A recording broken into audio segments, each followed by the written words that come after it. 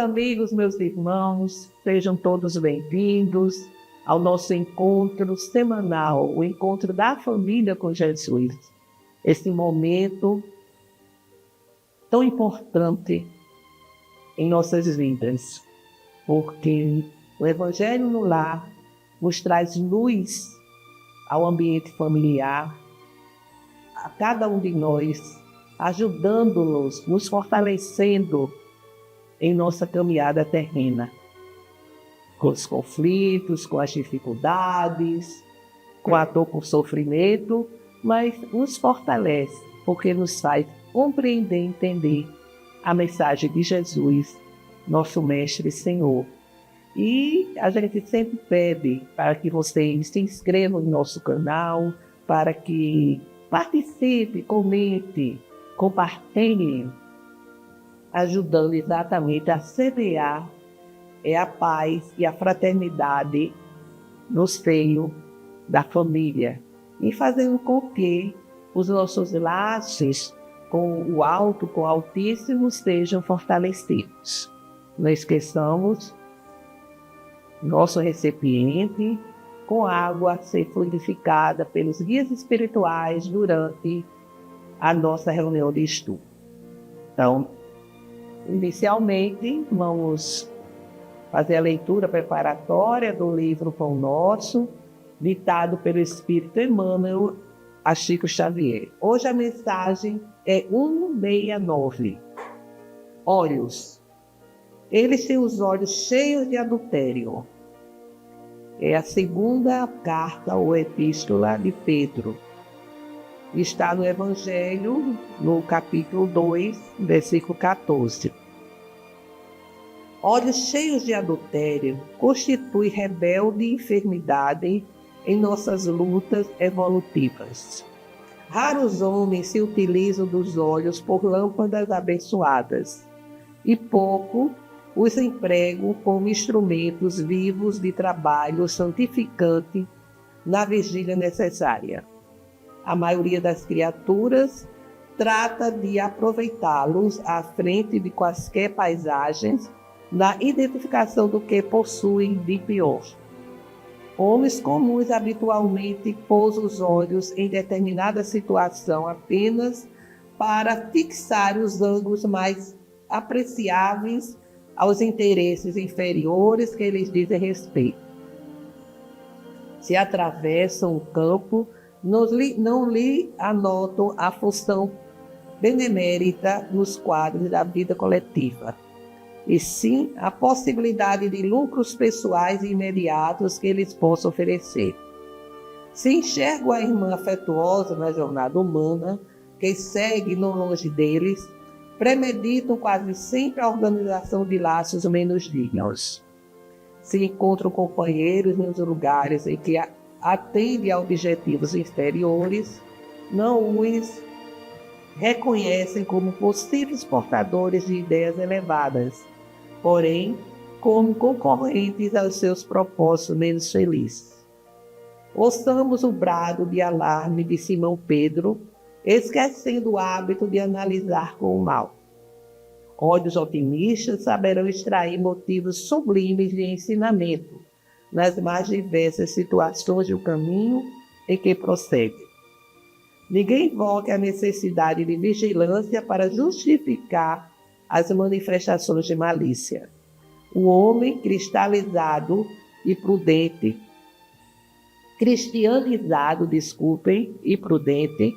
sabe contemplar os problemas de si mesmo. Contudo, nunca enxerga o mal quando o mal ainda não existe. Ou seja, tudo é uma questão do olhar, da ótica, do entendimento.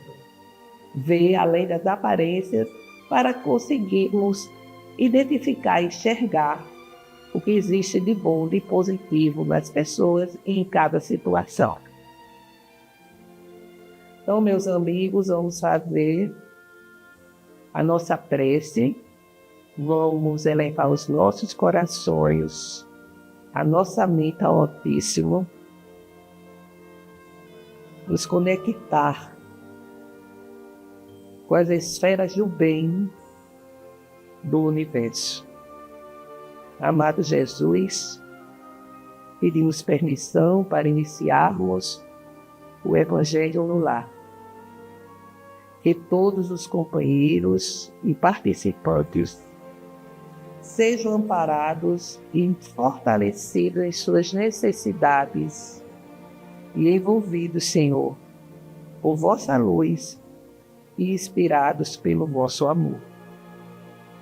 Permaneça conosco, Jesus. Assim seja. Bem, meus amigos, como já afirmamos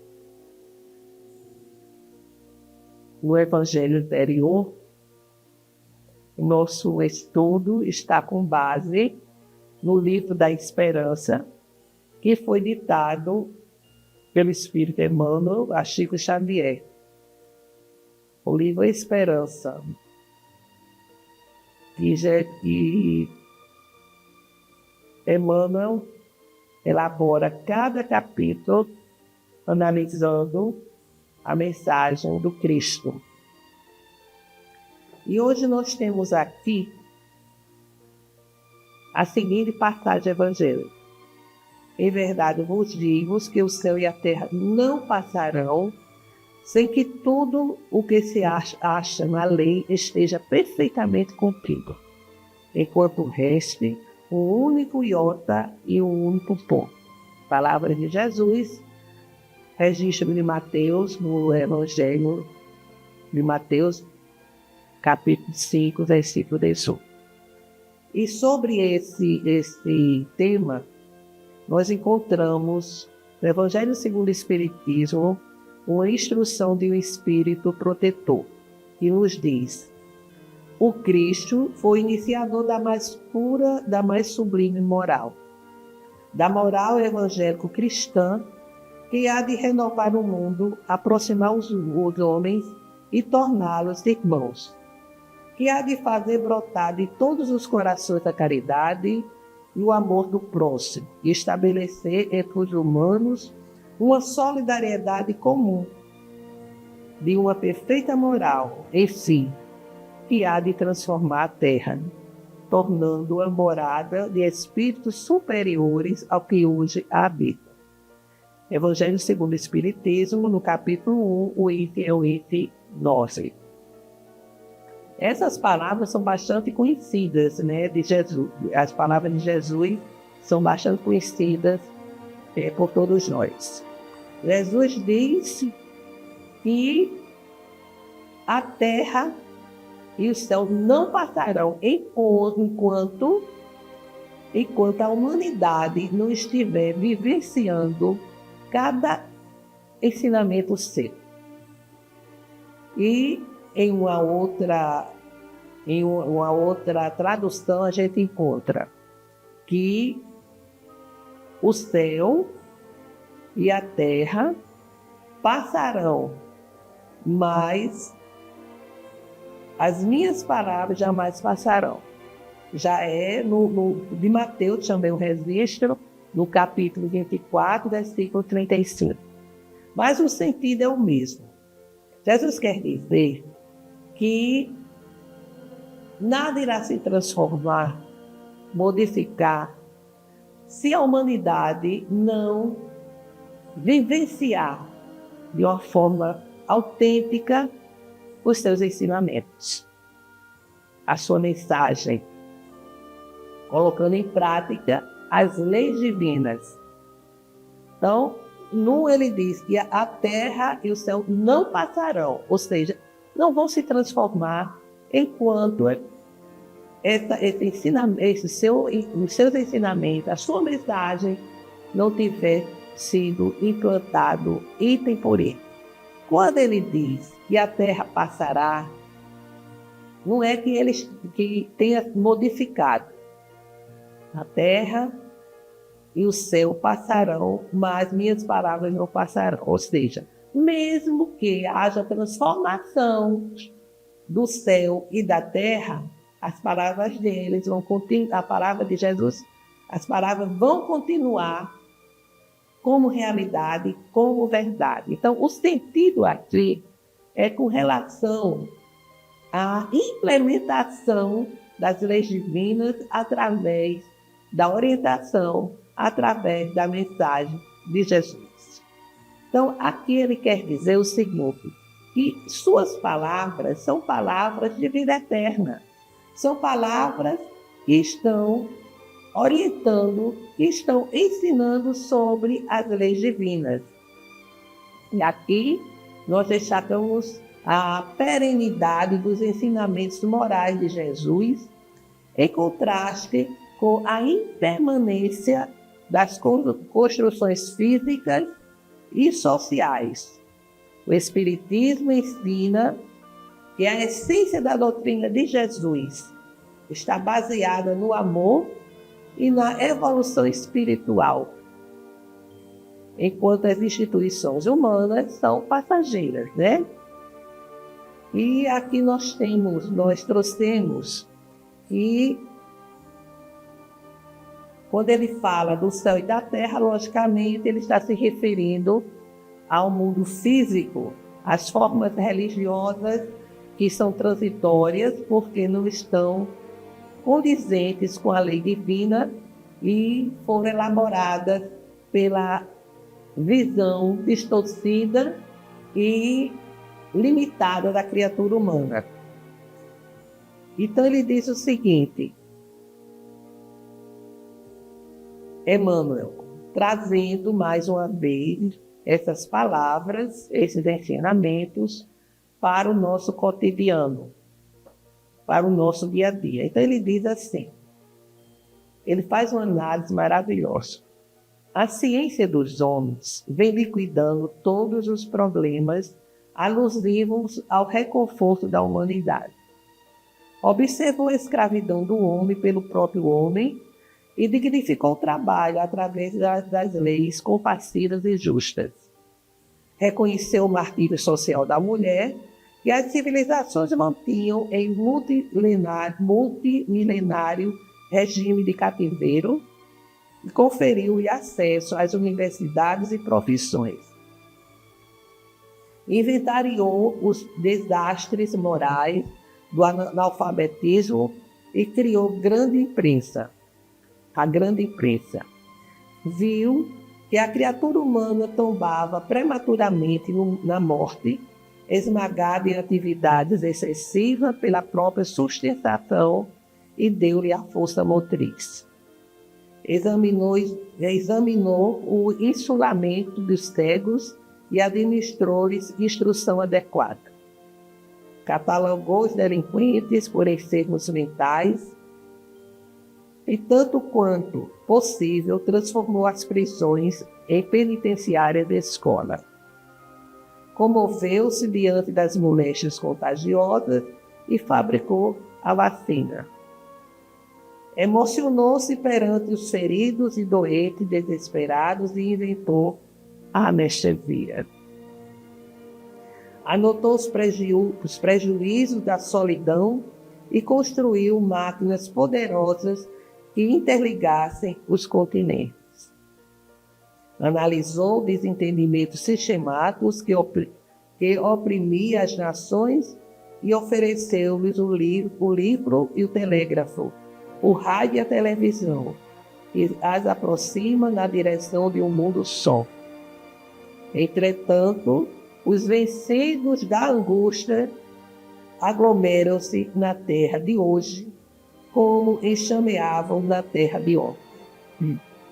Isso escrito em 1964, certo? Esse livro foi, como a gente já informou, em 1964. E são reflexões por demais atuais, né? Porque a gente vê que a humanidade teve todo esse avanço, o avanço científico, o avanço tecnológico.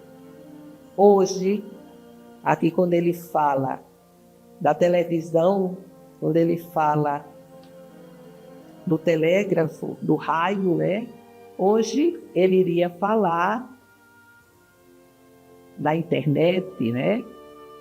Dessa condição de estarmos aqui e falarmos com quem está lá no Japão, todos os avanços da tecnologia. E, no entanto, a gente sabe que muitos desses avanços ainda não são vivenciados por muitas culturas, por muitos países, né? Que ainda encontram um atraso material significativo, onde a fome ainda mata crianças pela desnutrição. Toda essa calamidade está por aí.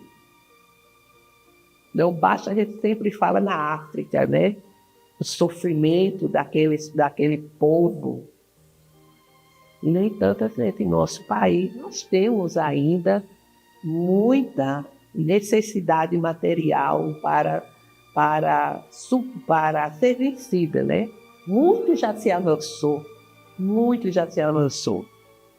Pelas estatísticas, a fome está quase extinta, né? Porque há muitos mecanismos para fazer com que famílias de baixa renda tenham o mínimo para comer no seu cotidiano, no seu dia a dia. E a gente sabe que a evolução é como o voo de uma ave, que precisa estar com as duas asas equilibradas. De um lado a ciência, do outro lado a moral. E é exatamente essa reflexão aqui que Emmanuel, no nosso cotidiano, nos diz que, apesar de todos esses avanços maravilhosos, imagina a anestesia, o antibiótico, doenças que não tinham nem tratamento, né, que hoje tem, as deficiências, as pessoas eram tratadas, né, de uma forma cruel, excluídas da própria família, escondidas, né? Enfim, esse avanço que o estudo, que a pesquisa propicia exatamente essas melhores condições de vida. O estudo, a pesquisa são fundamentais, precisam ser cada vez mais incentivadas, né? Mas aí ele nos adverte, ele começa aqui a nos dizer o quê? Que apesar de tudo isso, todo esse desenvolvimento, ainda há muita angústia, muita dor e sofrimento que se aglomera na terra de hoje como era antigamente, certo? Ele diz, articulam-se todas as formas e despontam de todas as direções. Perderam o emprego que lhes garantia estabilidade familiar e desorientam-se abatidos à procura de pão. São situações que ainda existem na nossa terra, no nosso planeta. Foram despejados do teto, hipotecado a solução de constringentes necessidades e vagueios sem rumo. A questão da moradia, né? Esses lugares onde essas guerras sangrentas estão acontecendo, as pessoas não têm mais nada. Viram tudo os céus serem destruídos pela ganância, né? Pela arrogância das chamadas grandes nações. Encontram-se despojados de esperança pela deserção dos afetos mais caros e abeiram-se do suicídio. Pessoas abandonadas, né, pelos seus entes queridos, sem esperança e que chegam a pensar em dar cabo da própria vida.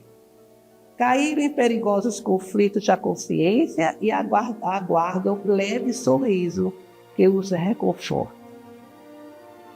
Envelheceram sacrificados pela exigência dos filhos queridos que lhes renegaram a convivência nos dias de aprovação e amargam um doloroso abandono. Adoeceram gravemente e viram-se transferidos da equipe doméstica para os azares da mendicância. Quem faz trabalho com morador de rua sabe muito bem dessas situações. Transviaram-se no pretérito e renasceram, trazendo no próprio corpo os sinais aflitivos das culpas que resgatam, pedindo cooperação. Despiram-se dos que mais amavam no frio portal do túmulo e carregam os últimos sonhos da existência, cadaverizados agora no esquife do próprio peito. Abraçaram tarefas de bondade e ternura e são mulheres supliciadas de fadiga e de pranto, conduzindo os filhinhos que alimentam à custa das próprias lágrimas. Gemem discretos e surgem na forma de crianças desprezadas, à maneira de flores que a ventania quebrou desapiedada no instante do amanhecer. Para eles, os que tombaram no sofrimento moral, a ciência dos homens não dispõe de recursos. É por isso que Jesus, ao reuni-los em multidão, no tope do monte, desfraldou a bandeira da caridade e, proclamando as bem-aventuranças eternas, nulo entregou por filhos do coração. Meus amigos, quantas situações de desespero, de dor, de sofrimento ainda existem pelo mundo afora.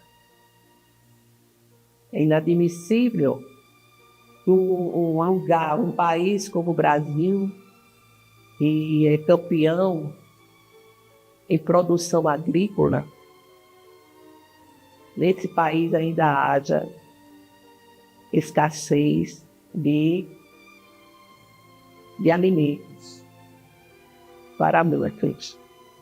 É inadmissível que a internet, a tecnologia em si, esteja cada vez mais sofisticada e aprimorada. E por aí afora, na África, na Ásia, enfim, nos mais diversos lugares, ainda haja tanta miséria, a miséria moral, a miséria espiritual, a miséria material.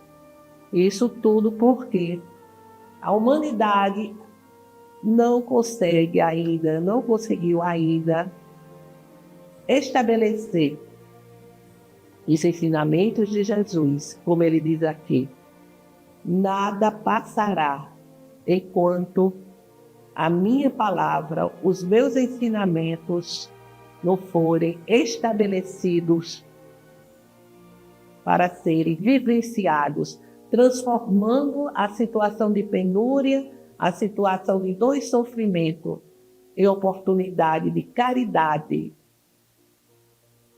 A caridade, que é a prática do bem, na sua mais sublime expressão, que pode ir ao encontro do necessitado, oferecer algum recurso para amenizar a dor. Quando não é o recurso material, é o recurso moral, espiritual, do olhar, de ternura, do abraço, do aperto de mão, uma palavra de incentivo, uma prece. São todas essas possibilidades de irmos jogando sementes em nosso caminho, para que dessas sementes venham florescer o amor, a justiça. Nós não podemos ter um olhar diferente. Se já despertamos para a mensagem de Jesus, se já despertamos para os ensinamentos dos Espíritos, nós temos que ter essa consciência. E essa prática, esse esforço para implementarmos os ensinamentos de Jesus, contribuindo para transformar a terra, para que a terra se modifique, para que a terra se torne morada de espíritos superiores, nós precisamos ter esse empenho, conscientes de que cada um tem a sua tarefa. E essa tarefa não é só dentro da casa espírita, entre quatro paredes, não. Jesus veio para que tivéssemos vida em abundância. E vida em abundância é exatamente esse processo de transformação moral, para que o nosso lar, nossa casa, a nossa vida, cada um de nós se transforme, se modifique, procurando analisar a cada momento as próprias ações. O que é que eu tenho feito para dignificar a mensagem de Jesus?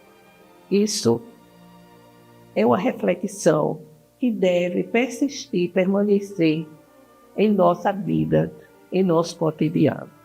E Emmanuel, ele termina nos dizendo: companheiro da terra, quando estendes uma palavra consoladora ou um abraço fraterno, uma gota de bálsamo ou uma concha de estopa, aliviando os que choram, estar diante deles, na presença do Cristo, com quem aprendemos que o único remédio capaz de curar as angústias da vida nasce do amor, que se derrama sublime da ciência de Jesus. São exatamente reflexões de vida eterna. Os ensinamentos do Cristo são ensinamentos imortais, são eternos, porque fazem parte da lei divina, da lei de Deus. Enfim, deixamos aqui a nossa reflexão para a semana. Façamos agora as nossas vibrações, elevando o nosso coração, a nossa mente ao Altíssimo, vibrando amor, vibrando paz, perdão, fé e esperança.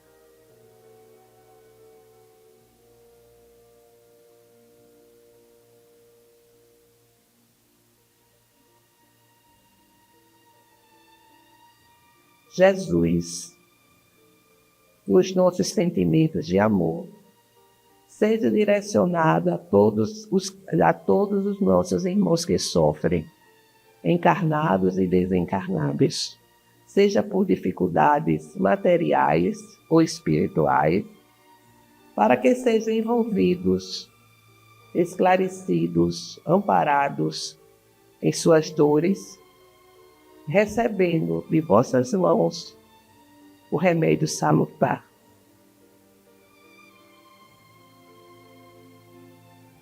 Senhor nosso Deus, aqui estamos mais uma vez humildemente a rogar pela paz entre as nações, pela fraternidade entre os povos, inclusive em nosso país,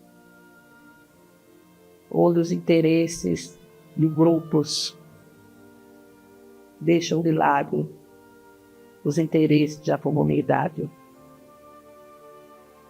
Rogamos pelo fortalecimento da doutrina espírita para que ela permaneça em sintonia com a codificação e com o Evangelho do Cristo. Pelo perdão e concórdia daqueles que não sintonizam conosco. Por todos os enfermos que se encontram em hospitais, que se encontram nas clínicas, nos asilos, em seus lares, pelas ruas, para que encontrem o lenitivo para as suas dores e, se possível, a cura. Por todas as famílias, para que o Evangelho do Cristo chegue aos lares, levando harmonia aos corações. Façamos agora uma breve pausa para que cada um apresente as suas rogativas específicas.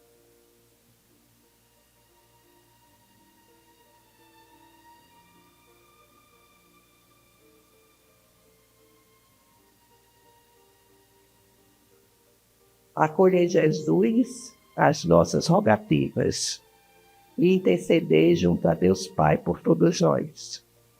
Obrigada, Senhor, pelas lições aprendidas e que a água fluidificada seja um lenitivo para as nossas dores físicas e espirituais. Que assim seja. Pai nosso que estais em toda parte, glorificado seja o vosso nome no louvor de todas as criaturas. Que venha a cada um de nós o vosso reino de amor e sabedoria, para que seja feita a vossa vontade, acima dos nossos desejos, aqui na terra e em todos os ciclos espirituais.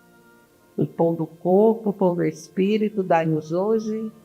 Perdoai, Senhor, as nossas dívidas, ensinando-nos a perdoar os nossos devedores, com esquecimento de todo o mal, não permitindo que venhamos a cair nas tentações das nossas próprias inferioridades. Livra-nos, Senhor, de toda maldade, pois vosso é o reino, o poder e a glória para todos sempre. Que assim seja. Com esta prece, encerramos o Evangelho de hoje, desejando a todos uma semana de saúde e paz. Até breve.